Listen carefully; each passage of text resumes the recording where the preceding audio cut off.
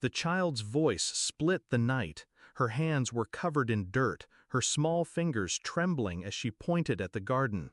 Why did they bury Daddy's bones here? My throat closed. The shovel I had been using to clear weeds slipped from my grip. The soil smelled wrong, rich and damp like rot. I knelt, brushed the dirt aside, and the curve of a human rib revealed itself. Not an animal, not a fragment, a man. Beside it, a note sealed in plastic. The handwriting was unmistakable, my brother's. I froze. He'd been missing for 6 months. Everyone said he left, that he walked out, abandoned his child. But my niece's question wouldn't stop echoing inside me. Bones, buried, here?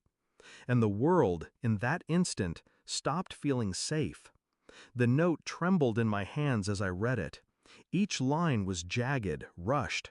They want me gone. If you find this, they did it.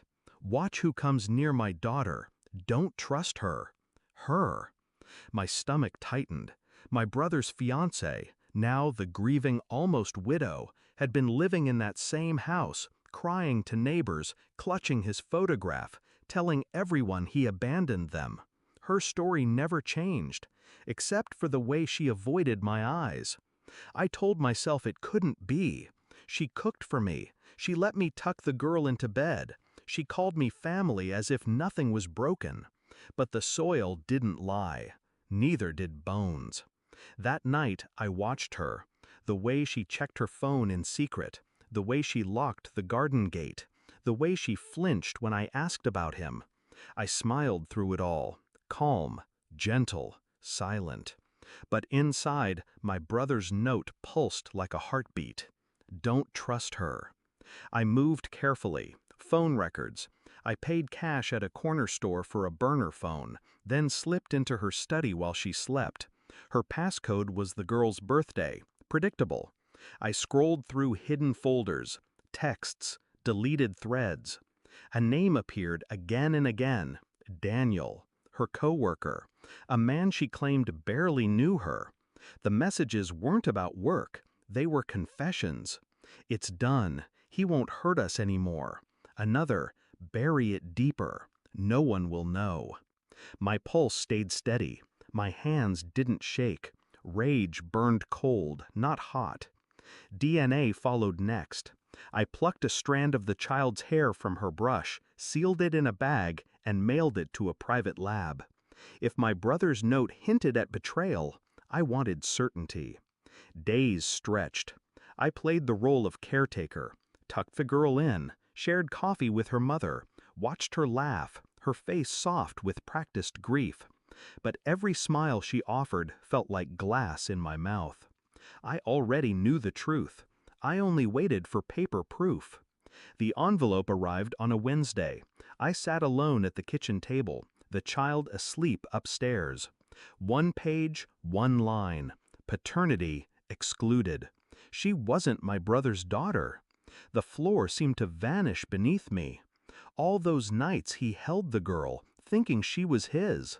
All the sacrifices, the pride in his eyes, built on a lie. I folded the report, slid it into my jacket, and waited for her to come home. When she entered, carrying grocery bags, I spoke without warmth. Sit. She blinked, startled, but obeyed. I laid the report between us. Silence filled the air, heavier than words. She scanned the page, her lips parting, her skin draining pale. No, that's not. Her voice broke. Mine never did. Who is Daniel? The bags slipped from her hands. Cans rolled across the floor. She whispered his name like a prayer she thought no one had heard. Her mask collapsed. I leaned back, watching her crumble. You buried my brother, lied about his child, kept his ghost alive while you slept with another man. Tears streamed down her face, but I felt nothing. My brother's voice echoed again. Don't trust her. I could take this to the police, I said softly, but why waste the satisfaction? Her eyes widened, desperate. Please. I stood, left the report on the table like a knife. Pack your things. Leave this house by morning.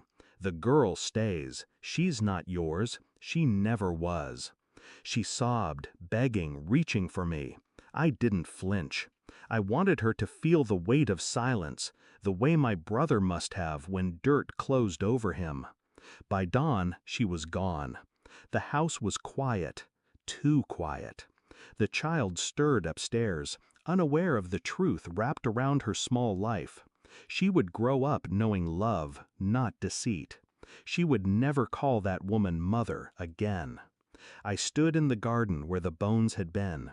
The soil was flat now, the evidence removed, but I could still smell the weight of betrayal in the air. My brother was gone, but his warning saved me, saved her. I didn't cry. I didn't mourn. The last tie to her snapped like a thread. I turned, walked inside, and closed the door. So, ghosts deserve silence. Others deserve justice. She had both. And me? I had control again. Sometimes the cleanest revenge is leaving someone to live with a truth they can never bury.